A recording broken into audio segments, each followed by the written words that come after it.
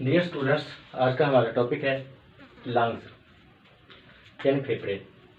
इंसान में दो लंग्स होते हैं, एक सीने के दाएं जानब राइट साइड में और एक सीने के लेफ्ट साइड में।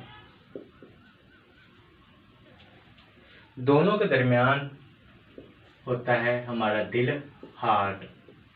तो हम ऐसे भी कह सकते हैं कि दो लंग्स होते हैं इंसान में, एक हार्ट की राइट साइड में और एक हार्ट की लेफ्ट साइड में, क्योंकि हार्ट तकरीबन सीने के दरमियान में होता है। राइट साइड वाला लंग है जो, इसमें होते हैं 3 लूब्स, यानी कि ये साइज में बिग होता है। It is bigger in size as compare to the left lung and also ये वजन में भी ज्यादा होता है। It is heavier in weight as compare to the left lung. Left lung के 2 लूब्स होते हैं और ये साइज में स्मॉलर होता है और वजन में हल्का होता है। It is lighter in weight. ऐसी क्या वजह है कि लेफ्ट लंग है जो ये छोटा होता है राइट लंग की निस्बत। उसकी वजह यह है कि हार्ट का ज़्यादातर हिस्सा लेफ्ट साइड में पाया जाता है, तो इस हार्ट के हिस्से को जगह देने के लिए लेफ्ट लंग छोटा होता है और इसका वजन भी कम होता है। तो लंग्स हम ऐसी साख्त हैं, इनका काम है हमारे जिस्म में गैसेस एक्सचेंज करना।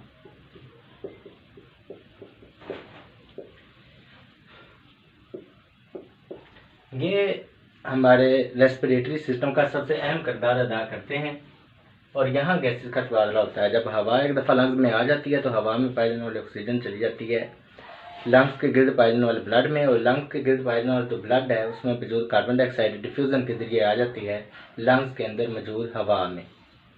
लंग्स का ये बहुत अहम काम है। अगर कोई आपसे पूछे कि गैसेस एक्सचेंज कहाँ होता है इंसान में, तो आपने बताना है लंग्स वो जगह है जहाँ गैसेस एक्सचेंज होता है। एक लंग की साख्त को देखें तो एक लंग के अंदर टोटल तकरीबन 150 मिलियन से लेकर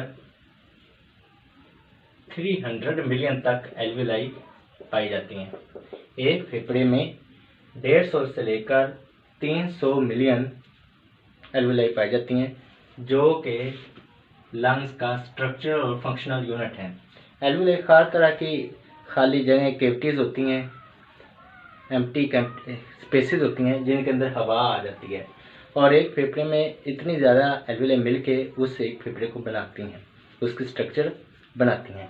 एल्विलाई का काम होता है जो लंग्स का काम होता है। इतनी ज़्यादा एल्विलाई एक लंग में पाई जाती हैं और मजमूई तौर पर दोनों लंग्स में जो एल्विलाई पाई जाती हैं वो 300 मिलियन से लेकर तकरीबन 500 मिलियन एल्विलाई पाई जाती हैं दोनों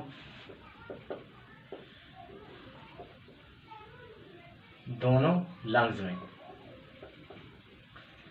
दोनों लंग्स में मजमूई तौर पर इतनी ज़्यादा एल्विलाई पाई जाती हैं। ये दोनों लंग्स की एल्विलाई का अगर हम देखें कि ये कितना सरफेस एरिया प्रोवाइड करती हैं, इनमें से कितनी हवा गुजरती है और यह हवा के लिए कितना लंबा रास्ता फ्राहम करती है। अगर हम इन तमाम एल्विलाई को एक के साथ एक रखें तो तकरीबन जितना फासला हवा इनमें से गुजरती है और लेती है वो फासला होगा तकरीबन 1500 मील, यानी कि 1500 मील का फासला हवा जब फेफड़ों में आती है तो तय करती है। इसकी इन एल्वियोलाई की वजह से जो साइज में छोटी होती हैं और सरफेस एरिया को बढ़ा देती हैं, जिस वजह से गैसेस एक्सचेंज फेफड़ों में इफिशिएंट होता है। मजीद लंग्स को इनका काम करने में जो अहम स्ट्रक्चर हमारे अंदर पाई जाती है और जो तमाम दूध पिलाने वाले जानदारों में पाई जाती है, तमाम मैमल्स में पाई जाती है, उस स्ट्रक्चर का नाम है डायाफ्राम। डायाफ्राम एक ऐसी स्ट्रक्चर है जो सिर्फ और सिर्फ मैमल्स में पाई जाती है। It is special to mammals. Diaphragm एक मसल की बनी हुई स्ट्रक्चर है और इसकी शक्ल होती है डोम के जैसी, यानी कि गुंबद के जैसी। It is dome like in structure. और ये दोनों पसलियों में फर्ज करेंगे, हमारी एक साइड की पसलियाँ हैं और ये हमारी दूसरी साइड की पसलियाँ हैं। इन दोनों पसलियों के नीचे ये स्ट्रक्चर पाई जाती है, इसे हम कहते हैं डायाफ्राम। डायाफ्राम ऐसा मसल है, ऐसी स्ट्रक्चर है जो कि लंग्स को इनका काम करने में अहम किरदार अदा करती है। अगर डायाफ्राम ना हो तो लंग्स अपना काम नहीं करेंगे। No diaphragm no lungs function. तो इतनी डायाफ्राम की अहमियत है। अगर हम देखें कि लंग्स हर वक्त सुगड़ते फैलते रहते हैं, इनके अंदर हर वक्त हवा आती रहती है, इनसे बाहर हवा जाती रहती है, तो ये ऐसा कैसे कर पाते हैं? तो उसका जवाब ये है कि लंग्स की जो आउटर साइड है वो एक मेम्ब्रेन से कवर होती है, जिसे कहते हैं आउटर प्लूरल मेम्ब्रेन, और लंग्स की जो सबसे अंदर वाली साइड है वो भी एक मेम्ब्रेन से कवर होती है, उसे कहते हैं inner pleural membrane. Outer pleural membrane और इनर प्लूरल मेम्ब्रेन के दरमियान एक लुब्रिकेंट पाया जाता है जो कि लंग्स को इसका काम करने में हेल्पफुल होता है। ये लुब्रिकेंट फ्रिक्शन को कम करता है ताकि लंग्स बड़ी तेज़ी से और अपने मामूल के मुताबिक सिकुड़ और फैल सकें। इस लुब्रिकेंट को हम सर्फेक्टेंट कहते हैं। अगर ये लुब्रिकेंट दोनों मेम्ब्रेन के दरमियान, आउटर और इनर मेम्ब्रेन के दरमियान ख़त्म हो जाए तो लंग्स काम करना छोड़ देते हैं। इनका साइज़ बहुत ही ज़्यादा छोटा हो जाता है, जिसके बारे में मैंने एक वीडियो में पहले भी बताया है। इस कंडीशन को कहते हैं अटलेक्टेसिस, और इसके बाद मौत लाजम है, यकीनी हो जाती है। लुब्रिकेंट की इतनी ज़्यादा अहमियत है। लुब्रिकेंट ना हो और डायफ्राम ना हो तो लंग्स का होना फजूल है, इनके बगैर मौत हो जाती है।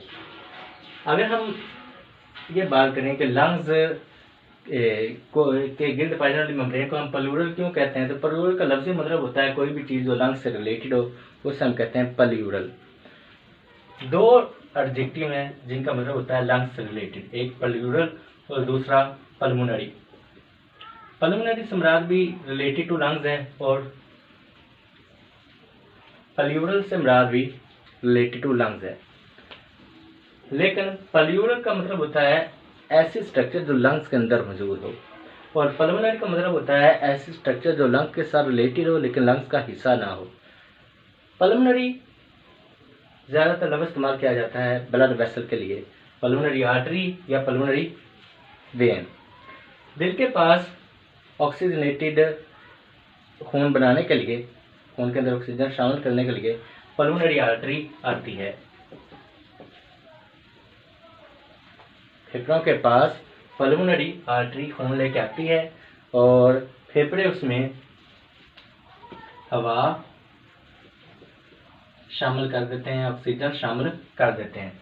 ये ऑक्सीजनेटेड खून पल्मोनरी वेन के जरिए चला जाता है हार्ट के पास।